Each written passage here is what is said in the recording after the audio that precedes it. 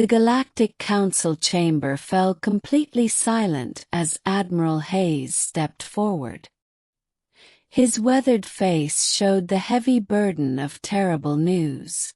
Representatives from many different species watched anxiously as the human delegate turned on the holographic display. It showed the burning ruins of 3 outer colonies: New Haven, Prosperity Station, and Green Fields, Hayes announced. His voice calm even though his eyes burned with anger. 17,000 civilians are gone.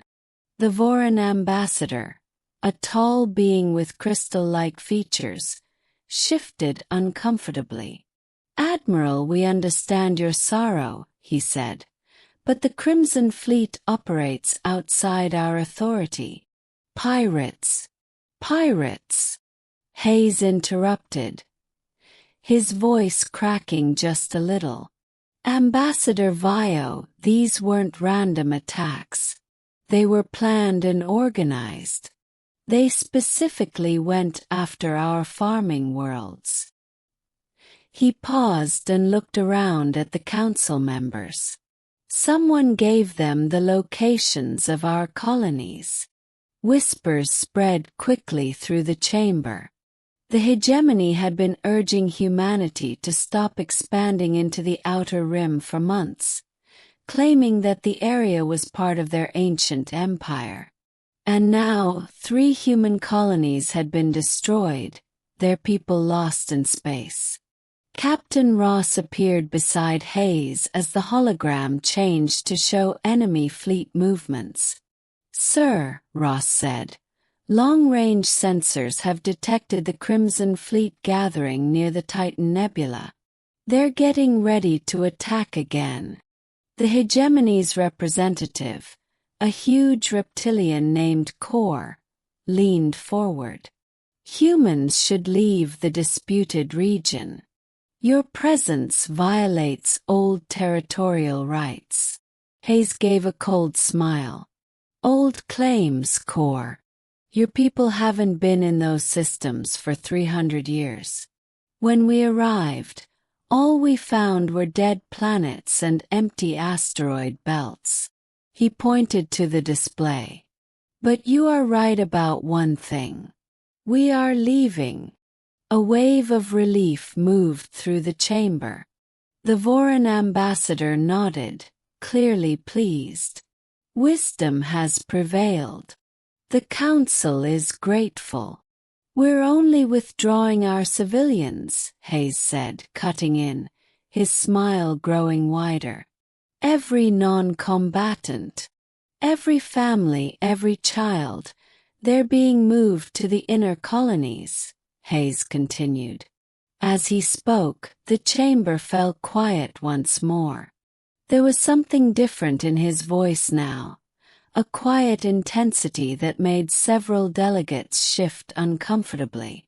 "Admiral," Vala asked cautiously, "what about your military forces?" Hayes tapped his personal communicator. "Ross, give them the numbers." Captain Ross's voice echoed through the room. "The Dragon Fleet is deploying at full strength. 12 dreadnoughts, 36 cruisers, and 72 destroyers. Admiral Jackson's Wolfpack is joining them. That's another 8 dreadnoughts and several support ships. The Serpent Squadron is also moving into position." The numbers sent a chill through the entire assembly.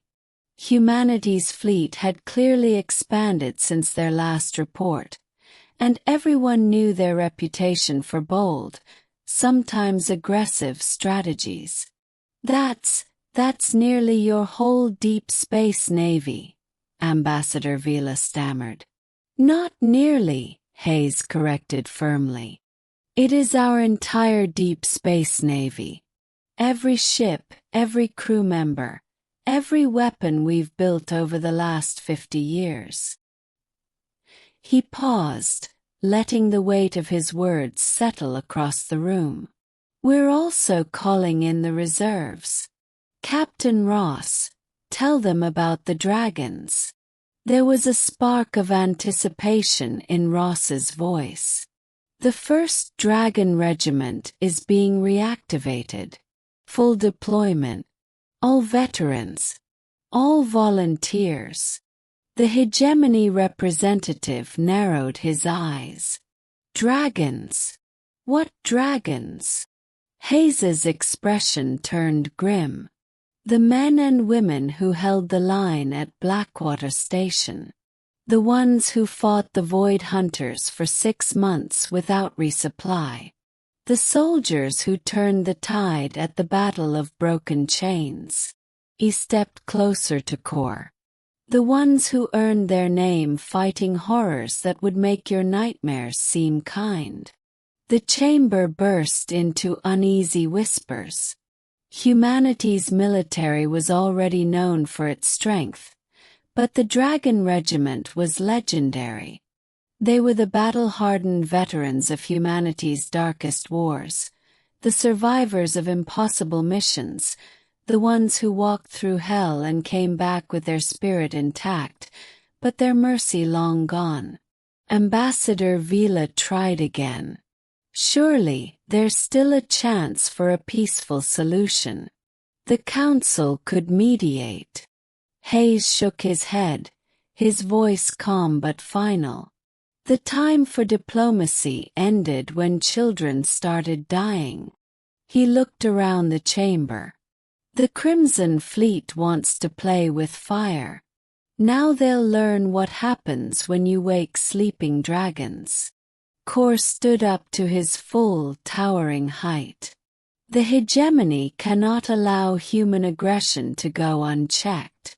We have fleets of our own," Kor said firmly. "Then bring them," Hayes replied calmly. "Bring every ship you've got. Bring your allies. Bring anyone foolish enough to stand beside pirates and murderers of children." He turned to address the entire assembly. "But understand this, we're not coming for land. We're not coming for resources. We're coming for justice." The holographic display changed, now showing the Dragon Fleet's movement patterns. Unlike standard military formations, the human ships moved with smooth, predatory precision, spreading out like hunters. Their movements showed experience and deadly purpose. "The Crimson Fleet has a choice," Hayes continued. "They can surrender those responsible for the colony attacks, along with anyone who gave them our classified information. Or they can face the dragons." Captain Ross's voice returned, echoing through the chamber. "Admiral, we're receiving reports from the Outer Rim. News of the Dragon Regiment's deployment has spread. 3 pirate fleets have already started abandoning their bases." Hayes gave a grim nod. "And yet the Crimson Fleet is still holding its position near the nebula. They're broadcasting messages of defiance across every channel." The Admiral's cold smile returned. "Then they've made their decision." He turned back toward the Council. "The Council should be aware. The Dragon Fleet will follow all rules of warfare. We will not target civilians or non-combatants." He paused, letting the room absorb the weight of his words. "But anyone who stands with the Crimson Fleet, anyone who supports them, anyone who shelters them, may become a valid military target." The chamber fell into a tense silence as the reality set in. The humans weren't just seeking revenge. They were sending a clear warning to the entire galaxy. Harm our innocent, and you will face the consequences. Ambassador Vio began to speak once more. "This is your last chance," Ambassador Vio said. "Admiral, the potential loss of life." Hayes cut him off firmly.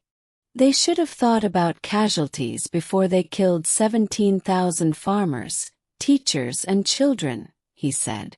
"The dragons are coming." He paused, eyes blazing with righteous fury. "And this time they're not fighting over borders, politics, or ancient claims. They're fighting for justice. And they will not be stopped." The holographic display shifted once more, now showing the dragon fleet speeding toward the Titan Nebula. Their ships shined like steel predators cutting through the darkness of space. Behind them marched legends, veterans of 100 battles, survivors of hopeless missions. Warriors who had earned their fearsome reputation in the fire of war. The hunt had begun,